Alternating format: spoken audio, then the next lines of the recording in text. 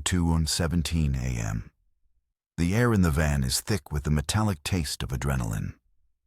Outside, the Yarmouk Palestinian refugee camp is a maze of shattered concrete and whispered threats. To the west, the Syrian Arab army. To the east, remnants of ISIS. Between them, a 3-square-kilometer graveyard of ghosts and unmarked trenches. Inside the van, Gad stares at the tablet. The screen illuminates his face, a mask of intense concentration. For 3 weeks, his Kaidan team has been a ghost inside a ghost city. 3 weeks of surveillance. 3 weeks of waiting. The satellite link is open for another 90 seconds. A single, heavily encrypted data packet arrived 12 minutes ago from Tel Aviv. It contained 1 image and 3 words. The image is grainy, captured by a high-altitude drone just after sunset. It shows a freshly disturbed patch of earth near a collapsed minaret, a landmark they've been watching for a week. The 3 words are a command, not a suggestion. Execute Protocol Samson.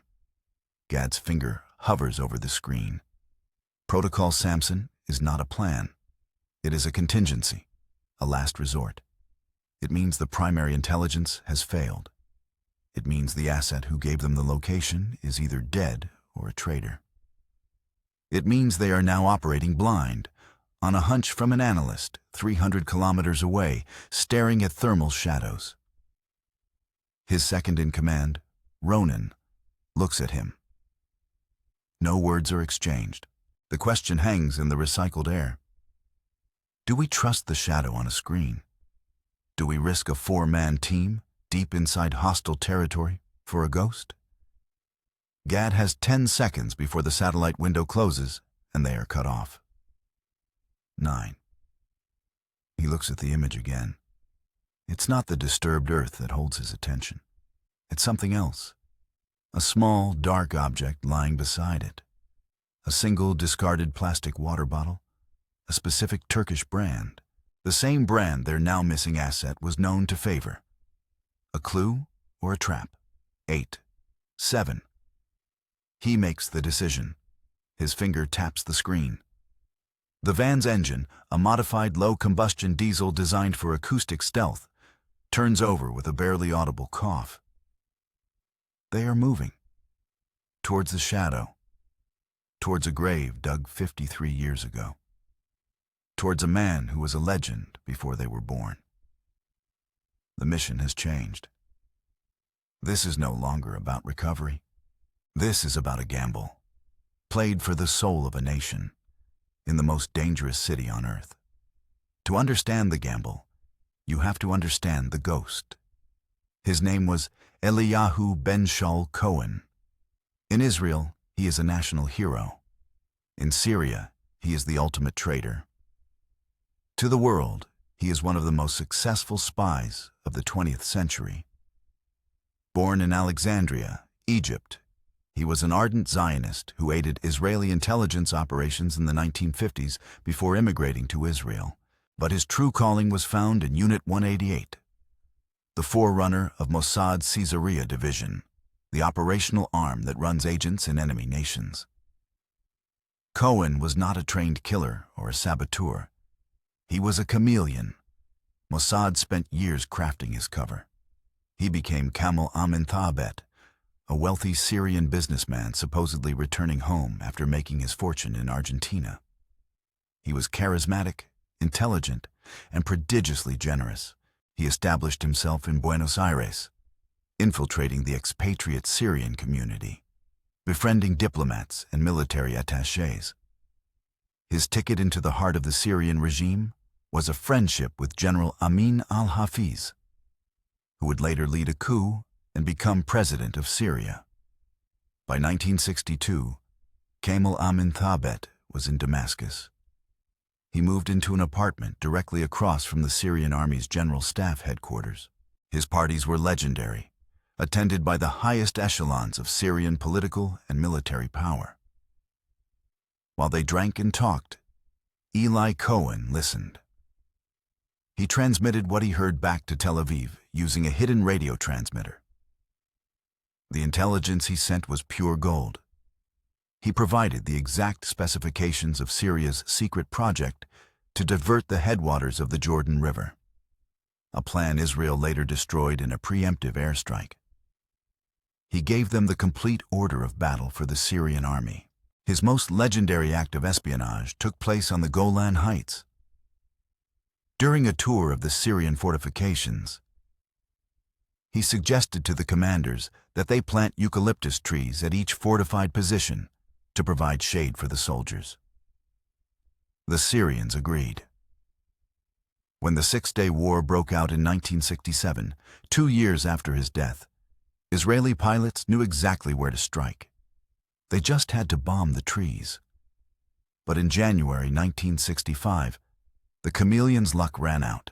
A new, highly sensitive Soviet-made radio detection system, operated by Russian advisors, swept Damascus. It homed in on the unusual periods of radio silence his transmissions required. At dawn on January 24th, Syrian counterintelligence, led by Colonel Ahmed Suwaidani, burst into his apartment and caught him in the act of sending a coded message. The trial was a formality. The interrogation was brutal. He never broke. On May 18, 1965, Eli Cohen was publicly hanged in Marjay Square. His body was left hanging for 6 hours as a warning. The Syrian regime, humiliated by the depth of his penetration, refused all pleas to return his body. They buried him in a secret, unmarked grave. And for the next 5 decades, finding that grave became a national obsession for Israel.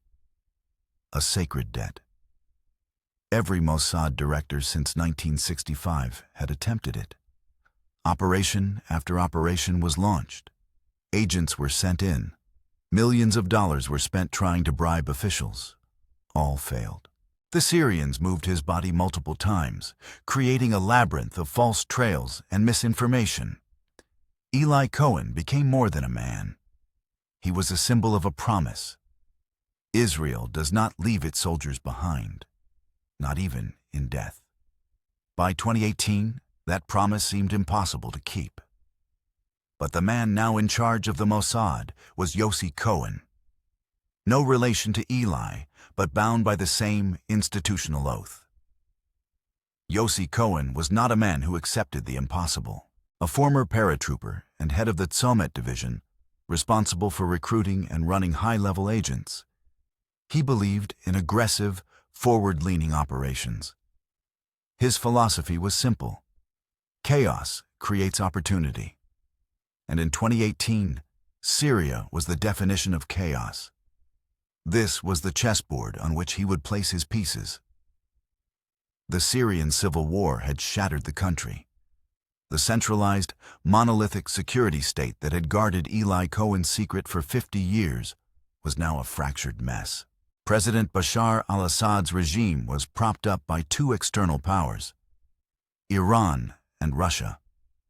Iranian Revolutionary Guard Corps and Hezbollah operatives moved freely through Damascus, creating their own shadow security networks. Russian military police, the Spetsnaz, operated with impunity, bringing with them advanced signals intelligence and electronic warfare capabilities that far outstripped anything the Syrians possessed. These Russian SIGINT teams were a constant, invisible threat. Their listening posts potentially capable of detecting any anomalous electronic whisper. Concurrently, the CIA's Special Activities Center was running a low-level operation to arm and advise a Kurdish-aligned militia in the country's northeast, creating geopolitical friction that could spill over into Damascus at any moment. To the south, Jordanian intelligence was attempting to manage the flow of refugees and jihadists across its border. A chaotic dance that often blurred the lines between intelligence gathering and direct intervention. Into this maelstrom, Yossi Cohen planned to insert his own team, knowing a single misstep could be intercepted not just by the Syrians, but by the Russians, the Iranians, or even an allied agency operating on a conflicting agenda. The front lines were fluid, shifting week by week. A neighborhood controlled by the regime 1 month could be contested territory the next. For Mossad, this was both a nightmare and a dream. The risk of an agent being caught in the crossfire or stumbling into a Russian patrol was immense. But the breakdown of order also meant that secrets were for sale. Corrupt officials, unpaid soldiers, and disillusioned intelligence officers were potential sources. Information that had been locked in Damascus vaults for half a century was now leaking through the cracks. The mission to find Eli Cohen, dormant for years, was reactivated under a new name: Operation Echo of Damascus. It would not be another attempt at bribery. It would be a direct action mission, a surgical strike into the heart of the chaos. The genesis of the operation was a single, unexpected data point. It didn't come from a high-level source or a dramatic defection. It came from the meticulous work of an analyst in a windowless room at Mossad headquarters.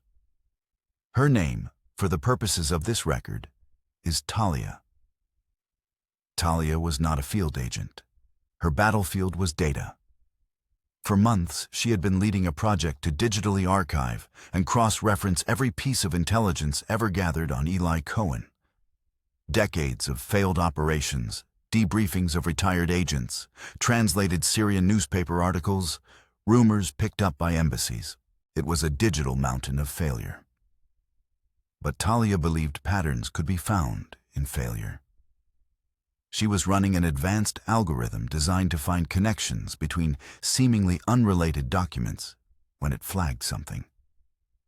A 1998 interview with a retired Syrian prison guard, conducted by a French journalist. The guard mentioned a rumor. He said that after the first few years, the regime grew tired of moving Cohen's body. They worried it would be stolen, so they buried him, along with several other high-profile political prisoners, in a clandestine section of a cemetery in a then undeveloped area south of Damascus. The key detail was how they marked the graves. There were no headstones. Instead, they buried the bodies with specific, non-degradable items: a piece of machinery, a block of foreign-made marble, an engine part. Items that would show up on certain types of subsurface scanners, their locations known only to a handful of senior intelligence officials. The file had been dismissed at the time as an unverifiable rumor. But Talia's algorithm connected it to something new: a 2017 inventory list from a Syrian army quartermaster's depot near Damascus. A depot that had been overrun by rebels and its contents photographed before being looted. The list, logged as mundane military surplus, included several unusual items: crates of Italian marble, Soviet-era engine blocks, and dismantled German printing presses. The depot was less than 5 kilometers from the Yarmouk camp, the same area the old guard had mentioned. The rumor suddenly had a possible physical corroboration. It was a thin thread, but it was the first new lead in over a decade. Eli Cohen gave the green light. The mission had its target, not a specific grave, but a system of concealment. To find Eli Cohen, they would have to find the markers. To find the markers, they would have to get a team and their equipment into one of the most hostile urban environments on the planet. The man chosen to lead that team was a Kaidan operator known as Gad. Kaidan, which means bayonet or spear tip in Hebrew, is Mossad's elite unit of assassins and special operations experts. They are the sharpest edge of the spear. Gad was a veteran of Sayeret Matkal, Israel's premier special forces unit, before being recruited into Mossad. He spoke fluent Levantine Arabic with a flawless Damascus accent. His operational file was a classified history of modern Israeli covert action. A flashback, brief and kinetic. Tripoli, Libya, 2011. Gad, years younger, disguised as a Berber merchant, navigates a chaotic marketplace. His target, a convoy carrying advanced Russian anti-aircraft missiles sold by a corrupt Gaddafi loyalist to a Hezbollah intermediary. Gad's job is not to destroy the convoy, but to covertly place a microscopic GPS tracker on the lead crate. He bumps into a guard, an apology in perfect Arabic on his lips, his hand brushing against the rough wood of the crate for a fraction of a second. The mission is a success. The convoy is later destroyed by an IAF airstrike in Lebanon's Bekaa Valley, with no one ever knowing how it was found. This was Gad's specialty. No signature operations. Missions that leave no trace. Missions that, if they go wrong, are completely deniable. For Operation Echo of Damascus, deniability was paramount. Gad assembled a 4-man team. Ronan, his second-in-command, was a communications and demolitions expert. Amir was the tech specialist, trained to operate the sensitive equipment they would need. And Yael, the only woman on the team, was a combat medic and a master of disguise and infiltration. Their cover story was meticulously crafted by a whole department in Tel Aviv. They would be a team of French documentary filmmakers working for a small, independent production company. The company was real, a Mossad front established years earlier. It had a website, a history of producing innocuous films about art and culture, and a legitimate bank account in Paris. Their cover allowed them to carry professional-grade cameras and sound equipment, which would serve as concealment for their more sensitive gear. The forged French passports were masterpieces, containing biometric data that would pass any international airport scanner. Their backstories were rehearsed for weeks, complete with fake family photos on their phones and a plausible social media history. The insertion plan was a 3-stage process. They would not fly directly into Damascus. That was too risky. The airport was controlled by Syrian Air Force intelligence, notoriously thorough and paranoid. Instead, they flew into Beirut, Lebanon. In Beirut, they were met by a local Mossad asset, a Sionim, a Jewish diaspora volunteer. He provided them with a vehicle, a nondescript Toyota Land Cruiser with Lebanese plates and hidden compartments welded into the chassis. The drive from Beirut to Damascus is normally 115 kilometers, a 2-hour trip. But in 2018, it was a journey through a landscape of shifting loyalties.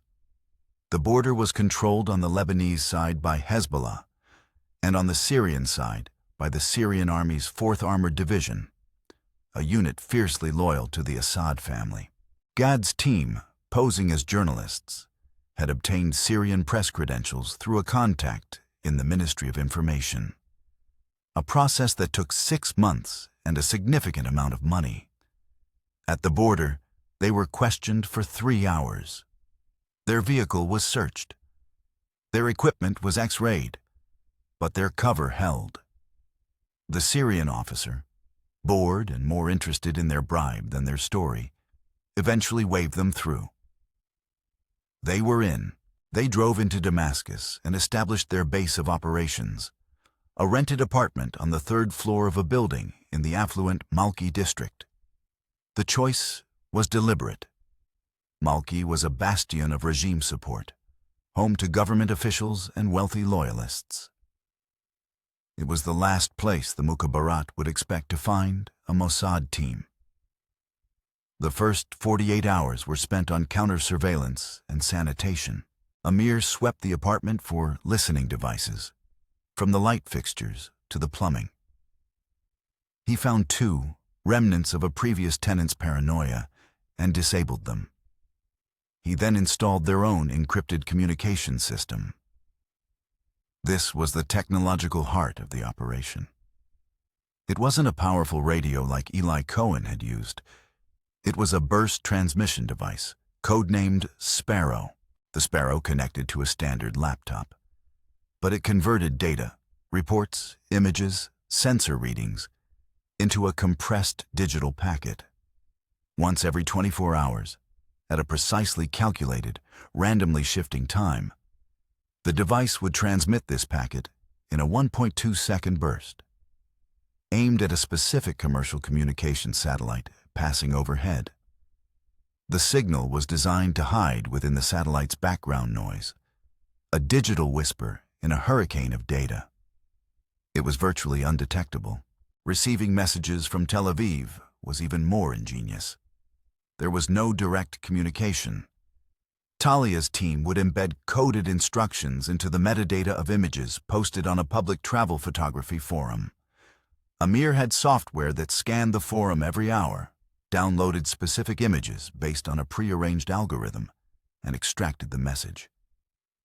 It was slow, cumbersome, but incredibly secure.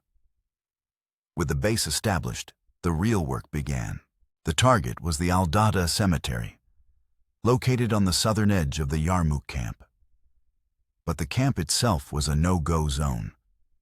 Their French journalist cover would get them killed there. They needed to get close without raising suspicion. Gad initiated the first phase of reconnaissance. He and Yael, posing as a married couple, began visiting other, better-known cemeteries in Damascus, feigning an interest in historical Ottoman-era tombstones for their documentary. This created a pattern of legitimate behavior. It allowed them to map the city's security posture, note the locations of checkpoints, and observe the routines of the various militias and secret police units. While they conducted this on-the-ground surveillance, Amir deployed their aerial asset, a custom-built drone disguised as a large pigeon. Launched from the roof of their apartment building at dawn, it flew a pre-programmed route. Its high-resolution camera and thermal imager mapping the Al-Dada cemetery from a kilometer away. The data it sent back was analyzed by both Amir in the apartment and a much larger team, including Talia in Tel Aviv. The thermal images were the key. They were looking for subtle temperature variations in the soil, anomalies that could suggest a buried object with a different thermal density than the surrounding Earth. The problem was the sheer number of false positives. The ground was littered with buried shrapnel, rubble from destroyed buildings, and abandoned pipes.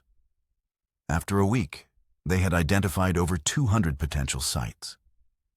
It was an impossible number to investigate on the ground. They needed to narrow it down. They needed human intelligence. This is where their local asset came in. He was a mid-level official in the Damascus Municipal Archives, a man with a gambling problem and access to old city plans and burial records. Mossad had cultivated him for 2 years. For a steady stream of cash, he had been feeding them information. Gad made contact through a dead drop system using a hollowed-out book in a small antiquarian bookshop. The request was specific. Any records, maps, or internal memos related to burials in Al-Dahda between 1965 and 1975. 2 days later, the asset delivered. The documents were old and water-stained, but they contained a bombshell. A hand-drawn map from 1971 showing a section of the cemetery designated for special burials. It wasn't an official government document. It looked like a workman's sketch. On it, 3 specific locations were marked with a simple X. The locations corresponded almost perfectly with 3 of the strongest thermal anomalies identified by the drone. This was it. The confirmation they needed. The plan was finalized. They would use a GPR, a ground-penetrating radar, to get a final confirmation without digging. The GPR unit was smuggled into the country in pieces, disguised as part of their camera equipment, a tripod, a battery pack, a monitor. Assembled, it could produce a detailed 3D image of what lay beneath the soil. The operation was set for 2 nights later. Then, 24 hours before they were scheduled to go, the asset vanished. The dead drop was empty.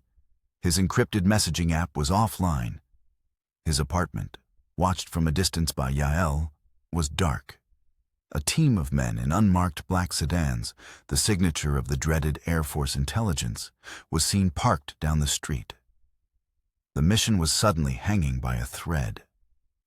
Had the asset been caught? Had he confessed? Was their entire operation compromised? Was the map a trap? Gad's team immediately went into lockdown. They wiped their laptops, prepared their emergency escape kits, and began a frantic counter-surveillance protocol. For 36 hours, they didn't leave the apartment. They watched the street, looking for the telltale signs of a Mukhabarat surveillance team. The same cars passing too frequently, street vendors who weren't really selling anything, unexpected utility workers. Nothing. The street outside remained normal. The silence from the Syrians was more unnerving than an open assault. In Tel Aviv, Eli Cohen convened an emergency meeting. The standard procedure was to abort the mission and exfiltrate the team immediately. The risk of a trap was too high. But Talia argued against it. She had been analyzing the last drone footage taken just before the asset disappeared. She pointed to a single frame. The grainy image showed two men standing near the cemetery wall. One was their asset. The other was unknown. But what mattered was what the asset was doing. He was drinking from a plastic water bottle, a specific Turkish brand. He then casually tossed it on the ground. It was a prearranged signal. A distress signal, but not the one for "I've been caught." It was the signal for, "The information is good, but I am being watched. I cannot make contact." He was warning them, at immense personal risk. This wasn't a trap. It was a confirmation, but it also meant the Syrians were watching the area, even if they didn't know about Gad's team specifically. The original plan for a slow, methodical GPR scan was now impossible. They had to go in, and they had to go in now, before the Syrians tightened the net. It was this new intelligence that led to the message Gad received in the van. Execute Protocol Samson. It meant abandon the GPR. Abandon the slow approach. Go directly to the 3 marked locations. Dig. Take samples. And use the one piece of technology they had hoped they would never need on site. A portable DNA sequencer. The sequencer, codenamed Genesis, was a marvel of miniaturization, but it was also a liability. The size of a small suitcase, it could process a soil or bone fragment sample and match it against a DNA profile in under an hour. Mossad had Eli Cohen's DNA profile on file, painstakingly reconstructed from samples provided by his surviving brother and children. The Genesis device offered the tantalizing possibility of a positive identification in the field. But it was fragile. It required a sterile environment to avoid contamination, and it needed a stable power source. Using it in a dusty, windswept cemetery in the middle of a war zone was a technical nightmare.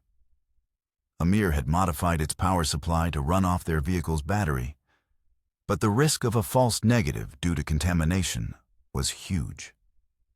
It was a desperate measure for a desperate situation. As their van navigated the darkened, rubble-strewn streets of Yarmouk, another, more immediate problem emerged. A new checkpoint had been established on the only paved road leading to the cemetery's perimeter. And it wasn't manned by the Syrian army.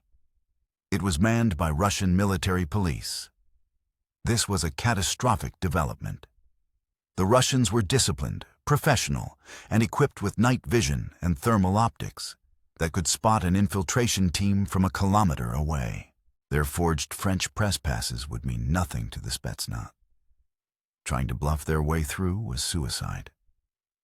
God ordered the van to a halt.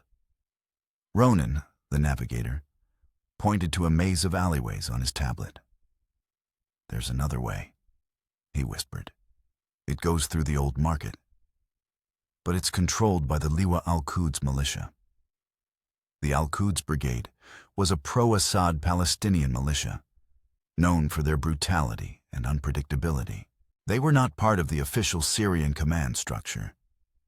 They were mercenaries, loyal only to their commander and to whoever was paying them. Tel Aviv had a file on their commander, a man named Hajj Raslan. The file contained his weaknesses: a son studying in Germany and a hidden bank account in Cyprus. While the team waited in the darkness, a new message was being crafted in Tel Aviv. It wasn't an order. It was a weapon. Within 30 minutes, a message was sent to a burner phone carried by Raslan's deputy. It contained the German address of his son and the details of the Cyprus bank account, followed by a simple instruction: the road to Al-Dada Cemetery must be clear for 1 hour, beginning at 03 Zao. No patrols, no questions. 10 minutes later, a reply came back. One word: done. Blackmail was a faster and more reliable tool than bribery. The path was clear. 03:01 a.m. The van stops 200 meters from the cemetery's western wall. The Russian checkpoint is a distant glow to the north. The Liwa al-Quds militia has vanished. God and his team disembark. They are dressed in black tactical gear, their faces obscured by balaclavas. They move with an unnatural speed and silence, products of a lifetime of training. Yael takes up an overwatch position on a nearby rooftop, her suppressed rifle fitted with a thermal scope, scanning the approaches for any sign of movement. Gad, Ronan, and Amir proceed to the wall. It's a 3-meter-high concrete barrier, topped with barbed wire. Ronan places a small charge of linear-shaped cutting explosive on the wall. A soft thump is the only sound as a perfect man-sized hole appears in the concrete. They are inside. The cemetery is a desolate landscape of broken tombstones and overgrown weeds. Amir uses a handheld device to triangulate their position based on the drone map. He leads them to the first X. The air is cold. The only sound is the wind whistling through the ruins. They begin to dig.